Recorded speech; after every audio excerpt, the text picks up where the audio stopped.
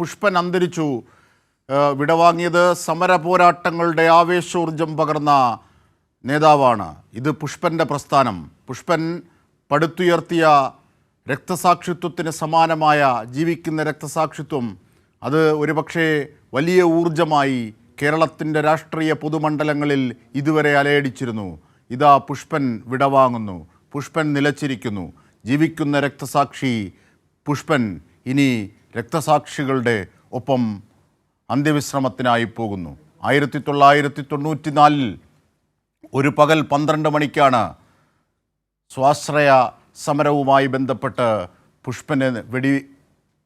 പുഷ്പനെ വെടിയേൽക്കുന്നത്. അന്നത്തെ UDFൻ്റെ സഹകരണ മന്ത്രിയെ തടഞ്ഞത് പ്രതിഷേധം തീർത്തതിന് പ്രതികാരമായി ആ ഭരണകൂടം തീർത്തതാണ്. UDFൻ്റെ ഭരണകൂടം തീർത്തതാണ്. ആ വെടിയുണ്ടകളാണ് പുഷ്പൻ്റെ സുഷുപ്ന നാഡിയെ തകർത്ത് കളഞ്ഞത്. പുഷ്പൻ അന്നോളം ജീവിക്കുന്ന രക്തസാക്ഷിയായി കേരളത്തിൻ്റെയും ഒപ്പം മലയാളികളുടെയും ഒക്കെ മനസ്സിൽ പ്രതിഷ്ഠയായി, വലിയ ഉരുക്കായി, വലിയ ശക്തിയായി നിലകൊള്ളുകയായിരുന്നു പുഷ്പൻ. ആ പുഷ്പൻ അന്തരിച്ചിരിക്കുന്നു. പുഷ്പനിലേക്ക്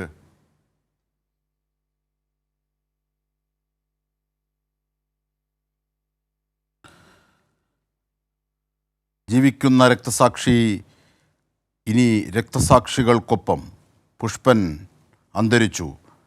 കുത്തുപറമ്പ് വെടിവെപ്പിൻ്റെ ജീവിക്കുന്ന രക്തസാക്ഷിയായി കേരളം അടയാളപ്പെടുത്തിയ മഹാമനുഷ്യൻ. ഇത് പുഷ്പൻ്റെ പ്രസ്ഥാനം. ഒരുപക്ഷേ ഒരു തീപ്പന്തങ്ങളും കത്തിയമർന്ന് പൊലിഞ്ഞു പോയേക്കാം. പക്ഷേ സൂര്യപ്രഭയോടെ പുഷ്പനും പുഷ്പൻ്റെ പ്രസ്ഥാനവും കത്തിജ്വലിക്കും 10,000 വർഷത്തെ ഊർജവുമായി. അതാണ് പന്തവും സൂര്യനും തമ്മിലുള്ള വ്യത്യാസം. പുഷ്പൻ എന്ന കുത്തുപറമ്പിലെ വെടിവെപ്പിൽ ശരീരം തളർന്നു വീണ UDF ഭരണകൂടം തീർത്ത പോലീസിൻ്റെ വെടിവെപ്പിൽ തകർന്നു വീണ പുഷ്പനിതാ നമ്മെ വിട്ട് പിരിഞ്ഞിരിക്കുന്നു. ഒരു വലിയ സാന്നിധ്യമായാണ് പുഷ്പൻ ജീവിച്ചത്, ഒരു മഹാസാഗരമായി.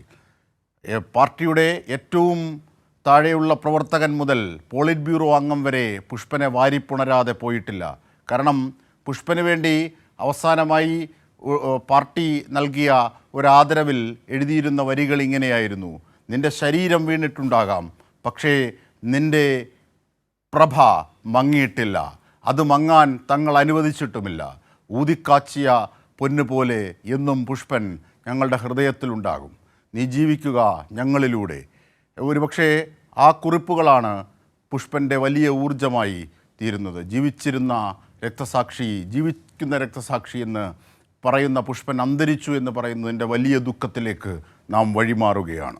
കൂത്തുപറമ്പിലെ വലിയ സമര പോരാട്ടങ്ങൾക്കൊടുവിൽ 5 ധീര രക്തസാക്ഷികളാണ് ഉയിർക്കൊണ്ടത്.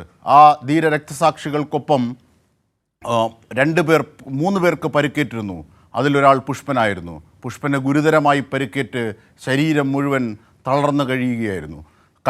കട്ടിൽ കിടക്കയിൽ കിടന്നുകൊണ്ട് പുഷ്പൻ ഒരു വലിയ ആർത്തുല്ലസിക്കുന്ന ഒരു വലിയ വികാരമായി കേരളത്തിലുടനീളം പടർന്നത് പുഷ്പൻ്റെ ആശയക്കരുത്തുകൊണ്ടാണ്, പുഷ്പൻ്റെ പ്രസ്ഥാനത്തിൻ്റെ ആശയക്കരുത്തുകൊണ്ടാണ്. കൂത്തുപറമ്പ് സമരത്തിലെ ജീവിക്കുന്ന രക്തസാക്ഷിയെയാണ് ഇനി ജനഹൃദയങ്ങളിൽ ജീവിക്കുക. വെടിയുണ്ടയെ തോൽപ്പിച്ച മനക്കരുത്തോടെ 30 വർഷത്തെ ജീവിതത്തോട് പൊരുതി നിന്ന ചൊക്ലി മേനപ്രത്തെ പുതുക്കുടി പുഷ്പൻ 54-ാം വയസ്സിലിതാ മരണത്തിന് കീഴടങ്ങുന്നു.